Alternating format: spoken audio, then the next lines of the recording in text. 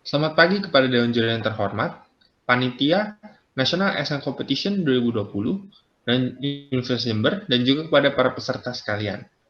Izinkan kami mempresentasikan hasil penelitian kami yang berjudul Peran ILO dalam menangani kesejahteraan buruh selama pandemi COVID-19. Sebelumnya, izinkan kami memperkenalkan diri kami terlebih dahulu. Nama saya Revan Christian Guniarto, mahasiswa Hubungan Internasional Universitas Brawijaya, dan berikut rekan saya. Nama saya Alif Ramadi, mahasiswa Hubungan Internasional Universitas Brawijaya.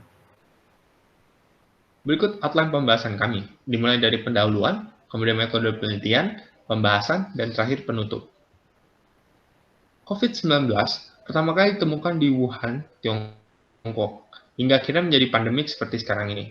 COVID-19 mempengaruhi banyak aspek kehidupan manusia, salah satunya ekonomi, di mana COVID juga mempengaruhi buruh dalam hal ekonomi terutama. Pemberlakuan PSBB, social distancing, pemutusan hubungan kerja, hingga pengurangan gaji tentu sangat memberatkan bagi para buruh. Untuk itu, ILO mengeluarkan suatu kebijakan yang dinamakan Policy Brief pada Juni 2020. Berisikan 3 hal penting di dalamnya. Pertama, dukungan negara sesegera mungkin, melakukan comprehensive approach, dan terakhir, menciptakan lapangan kerja baru. Kemudian negara-negara merespon terhadap Policy Brief yang dikeluarkan oleh ILO. 170 negara mengalokasikan dana dengan total sebesar 9 triliun US dollar. Kemudian, Spanyol memberikan bantuan-bantuan berupa dana, berupa bantuan finansial. Kemudian ada Brazil, di mana Brazil menggunakan aplikasi pada gawai untuk mencatat atau mendata para pekerja yang terpapar COVID-19. Kemudian ada Ethiopia yang melarang PHK baik secara sementara maupun permanen. Kemudian Indonesia yang memberikan bantuan-bantuan berupa insentif. Berikut rumusan masalah penelitian kami. Bagaimana peran ILO dalam melindungi buruh selama pandemi COVID-19? Tujuan penelitian kami menjelaskan peran ILO dengan menggunakan pendekatan rezim milik J. Samuel Barkin. Dengan kami berharap dapat bermanfaat bagi studi HI. Kemudian metode penelitian.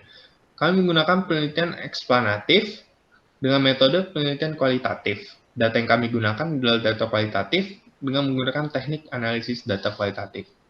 Berikutnya akan dijelaskan oleh rekan saya. Sebelum kita masuk kepada kerangka teori, angka baiknya kita memahami definisi dari organisasi internasional. Organisasi internasional pada umumnya adalah organisasi yang terdiri dari beberapa negara yang bertujuan untuk menciptakan tata hubungan internasional yang lebih baik di berbagai aspek. Nah, setelah kita mengetahui definisi organisasi internasional, kemudian kita masuk ke kerangka teori.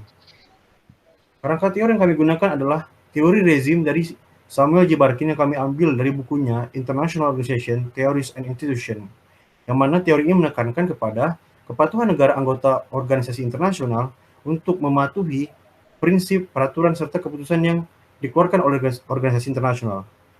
Dan kepatuhan tersebut dibuktikan dengan kebijakan internal suatu negara ataupun behavior change negara tersebut yang sesuai dan konsisten dengan prinsip, peraturan, serta keputusan organisasi internasional. Kemudian kita masuk kepada analisis masalah.